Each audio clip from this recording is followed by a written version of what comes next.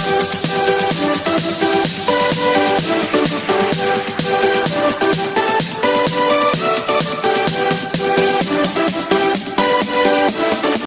Morning students. आज हम लोग वैद्युत आवेश पर चर्चा करने जा रहे हैं। परिस्थितियोंवश आप लोगों से आमने सामने रूबरू होने का एक माध्यम बन गया है।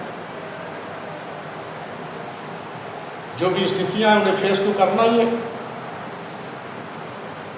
बस आवश्यक है आप इन वीडियोज़ को ध्यान से देखें, दिए हुए टॉपिक्स पढ़ें और बिना उदासीनता के रेगुलर अध्ययन करते रहें।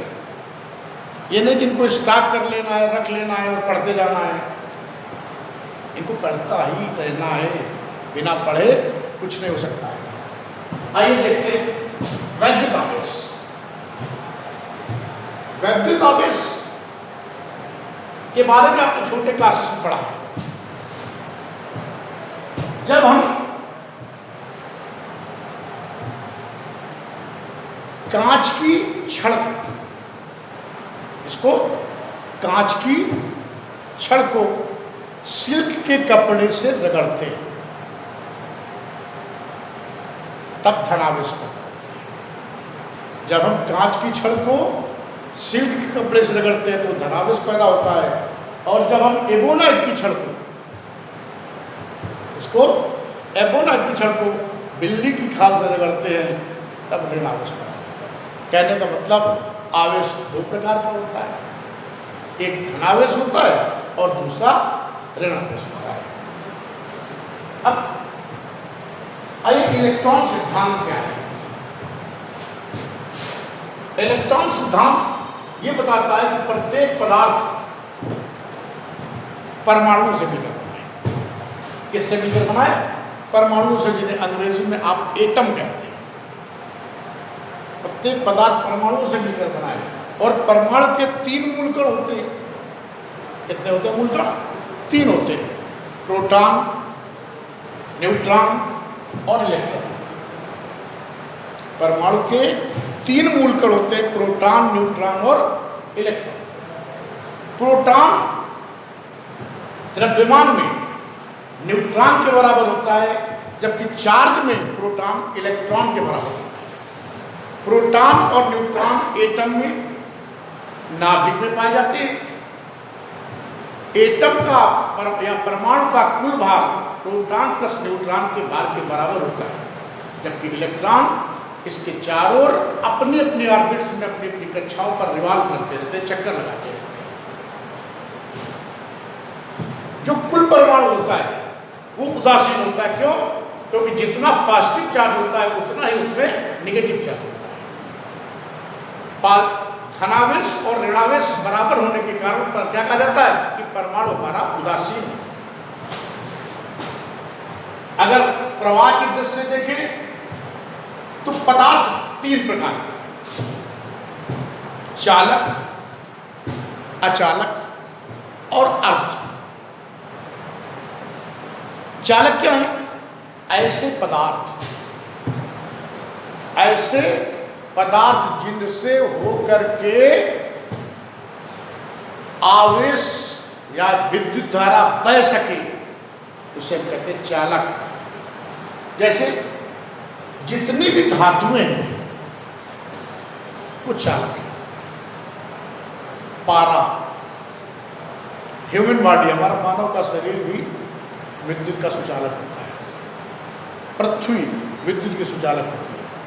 तो ऐसे पदार्थ जिससे होकर के विद्युत धारा बह सके वो क्या कहलाते हैं? चालक कहलाते हैं। और ऐसे पदार्थ जिनसे होकर विद्युत धारा न बह सके वो अचालक कहलाते हैं। जैसे कांच, कांच क्या है? अचालक है। सूखी लकड़ी अचालक है। आबनूस, रेशम, गंधक, ये सब अचालक है। इनसे होकर विद्युत का प्रवाह नहीं होता है। तीसरे होते हैं अर्धचालक। अर्धचालक क्या है? कुछ ऐसे भी पदार्थ हैं जिनमें कुछ अपद्रव्य मिला देने से, जो पहले तो चालक होते हैं, पहले तो अचालक होते हैं, लेकिन अपद्रव्य मिला दिया तो चालक बन जाते हैं। जैसे सिलिकॉन और जर्मेनियम, आप जानते हैं इनका प्रयोग कहाँ होता है? रेडियो में, टेलीविजन में इनका प्रयोग होता है।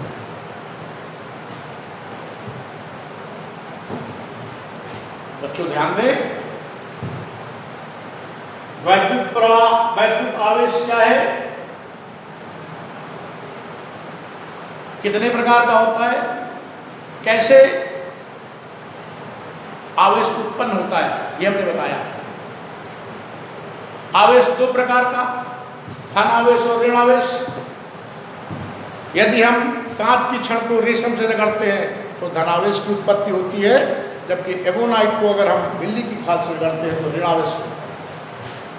इलेक्ट्रॉन सिद्धांत हमारा क्या कहता है कि प्रत्येक पदार्थ परमाणु से मिलकर के बना है, और परमाणु के 3 मूल कण हैं, प्रोटॉन, इलेक्ट्रॉन और न्यूट्रॉन।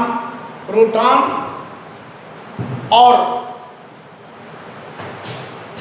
न्यूट्रॉन द्रव्यमान में एक दूसरे के बराबर होते हैं, जबकि आवेश की दृष्टि से प्रोटॉन और इलेक्ट्रॉन में समान आवेश पाया जाता है। प्रोटॉन धनावेशित होता है, इलेक्ट्रॉन ऋणावेशित होता है, जबकि न्यूट्रॉन में कोई भी आवेश नहीं पाया जाता।